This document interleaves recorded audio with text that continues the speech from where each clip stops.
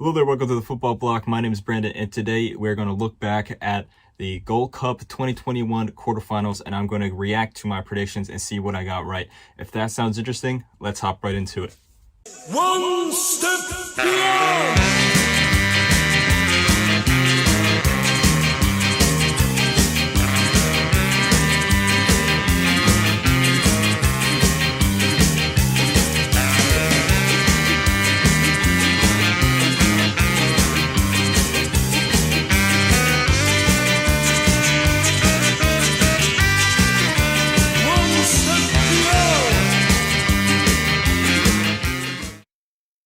Alright, so as you can see on my screen right here, I have all four matches of the Gold Cup quarterfinals. Overall, great round, a lot of really good games. It really lived up to the billing, and now we're on to the semifinals with even more exciting matchups. So without further ado, let's look back at my predictions for each one and see how I did. So the first match we're going to look at here, we have Qatar versus El Salvador.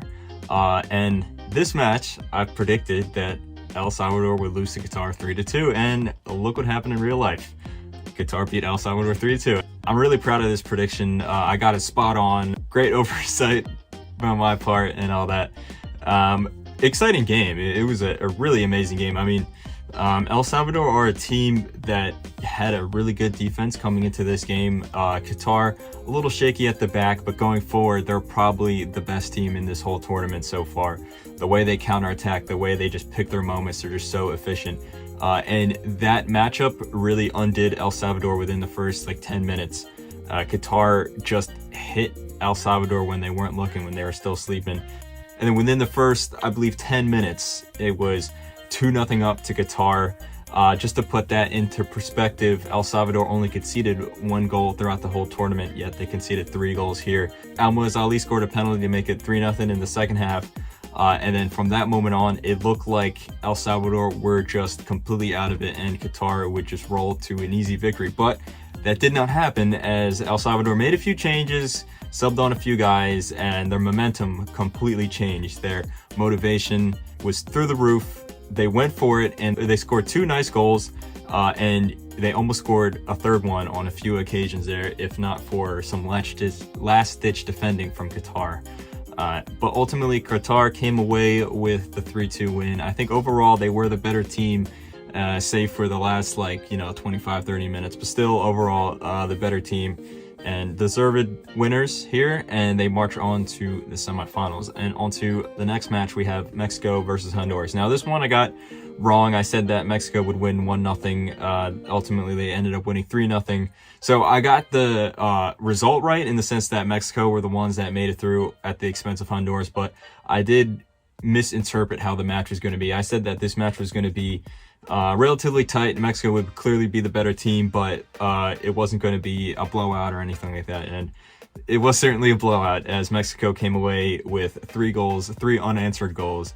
Especially that first half performance, they completely tore Honduras to shreds. It was really embarrassing from Honduras' point of view. Their goalkeeper, Luis Lopez, was forced into multiple saves, and even still, he could not keep out those 3 goals from Mexico, which were very, very well put together, very nice.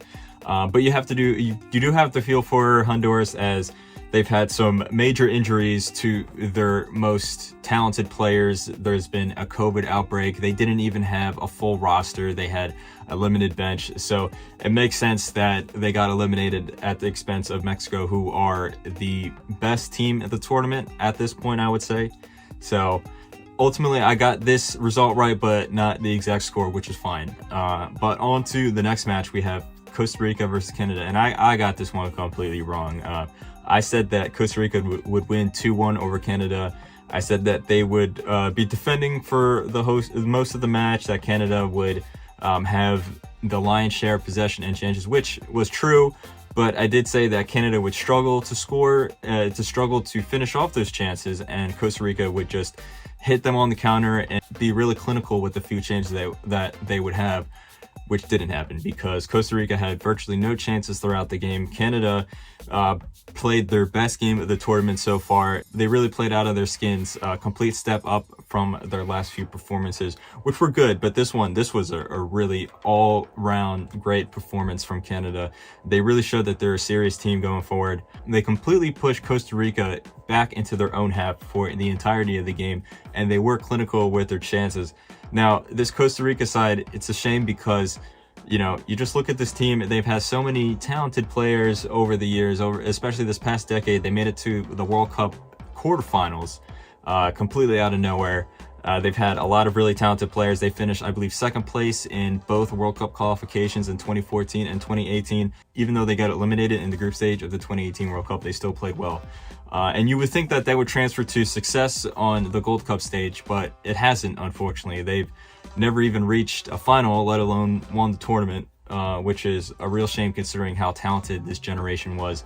And in my opinion, this is the last hurrah. This is the last time we will see most of these players, guys like, you know, Brian Ruiz, Celso Borges, guys like that, who have been there for such a long time and are very good players, but they're really reaching the end of their career. And I don't know if Costa Rica has adequate replacements, but from a Costa Rican perspective, I hope they do, because these guys that have been doing so well for the team for so long can no longer cut it. Canada, on the other hand, as I explained in the predictions video, are on the complete other side of the cycle, as they have a bunch of really talented players who are very young and will only get better. A lot of guys who are playing in top European leagues as well. And this isn't even their best squad, as arguably their two best players, Jonathan David and Alphonso Davies, are not even in the squad. So this team could get even better when it comes to World Cup qualifications, and if they do make it to the World Cup, the actual tournament.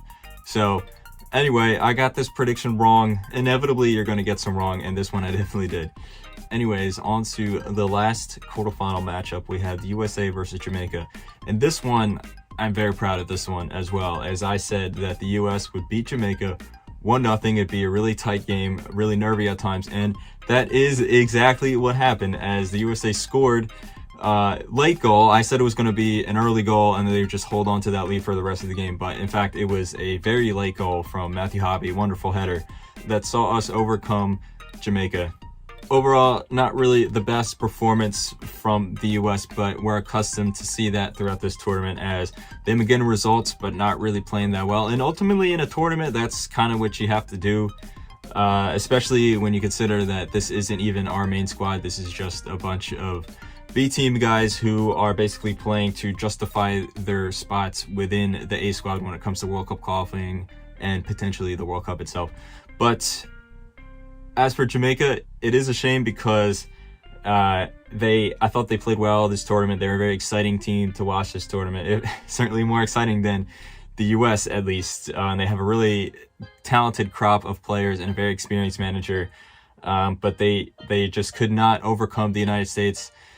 For the third straight Gold Cup in a row, we have eliminated Jamaica.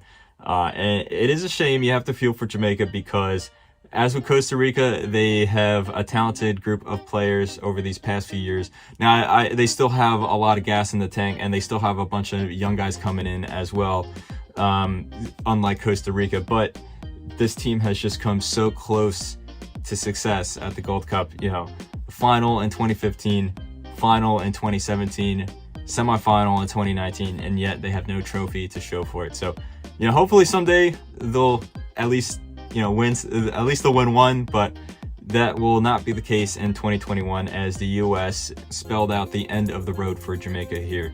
So anyway, overall, I think I did pretty good actually on these predictions. My Copa America predictions were kind of hit and miss. My Euros predictions were really good, especially as the tournament went on. So far, I've done pretty good here on the Gold Cup. I got 2 exact predictions correct. And then the Mexico-Honduras one, I got the result right, but not the score right. And then I didn't do too well with the Canada-Costa Rica. So overall, out of the 4 matches, I got 3 of the 4 correct. So pretty good, in my opinion. But anyway, thank you very much for watching. My name is Brandon. This has been the Summer Football Fest presented to you by the Football Bloc. Make sure to like, comment, and subscribe. Hope you guys have a nice rest of your night. One step beyond.